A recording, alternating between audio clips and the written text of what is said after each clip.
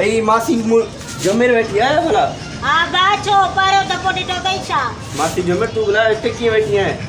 अब बस बुखार थे हो आई हम अस्पताल पर अस्पताल बंदा जनता 7 बजे खुलंदी तो अस्पताल तो 7 बजे तू हे ॾींहं पहिरियों त कीअं वेठी आहे हिते? बस मां आयम गोठा मां चो वेई दवा वठी था पर हाणे 7 ताईं त वेहणो पवंदो।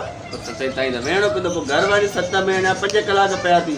मां 7 वञा घर 8 बजे वञा तू छो बेज़ार कयो मूंखे अॼु ई मां बीमार ॿी पारो लॻो पिया गर्मी थी थिए तू कीअं वेठी आहे? मूंखे गर्मी नथी लॻे ॿी ॻाल्हि कर तू छो अचे मुंहिंजो मथो खाधो आहे। मासी भला हिकिड़ी ॻाल्हि पुछां?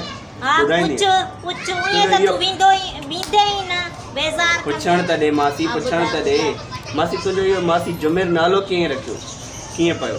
मुंहिंजी दाईअ नालो रखियो जुमेर। छो?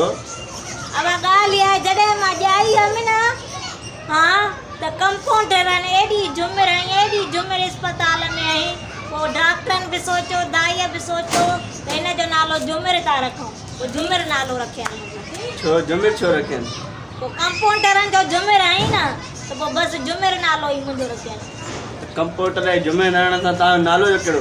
माना तव्हांजे घर वारनि बि चयो त भला हाणे जुमेर ई नालो था रखूं। बाबा मां अस्पताल में ॼाई हुअमि न घर वारा काॾा आया अस्पताल में त नालो त घर वारा रखंदा आहिनि न त पोइ अस्पताल वारनि। डॉक्टरनि रखी छॾियो न जुमेर नालो। त नालो हिकु हफ़्ते खां पोइ रखिबो आहे। त ओॾी महिल ई बसि हुन नालो रखी छॾियो मुंहिंजो जुमेर चयनि हिनखे जेको ॾिसंदो न उहो बणंदो वधंदो जुमेर।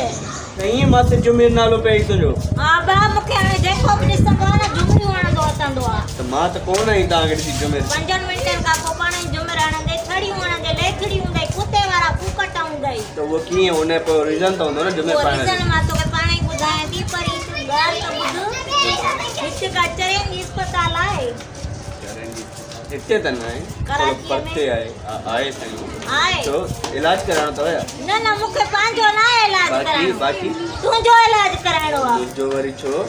चपू तूं मूंखे ॾाढो बेज़ार कयो आहे जाॾे मां वञा थी अची तो कढ लॻो मुंहिंजो ख़बर अथई मूंखे लेस ज़ुकाम लॻो पियो आहे डॉक्टर चयो तो मैं कोरोना जा आहिनि थोरा आसार।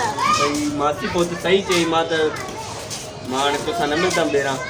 15 ॾींहंनि खां वठी साॻियो ई मर्ज़ आहे मूंखे छुटा कान थी 3 दफ़ा कोरोना थी आहे चवंदा चौथों दफ़ो जेका थींदी न उहा तोखे कुझु न कंदी जेको गॾु तोसां वेंदो न उहो मरंदो। पोइ मासी मां त हलां थो भला खेर करे हाणे ॾिसजांइ हे उबतियूं कलाबाज़ी खोख खां खाईंदो ईअं त जान छॾाए बि आहे।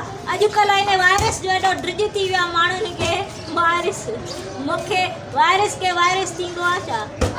शुक्र जो भॼी वियो ईअं न त वरी पोइ तव्हां अचे मां आहियां मासी जुमेर मूंखे ॾिसी माण्हू पाण हणंदा अथव जुमेर।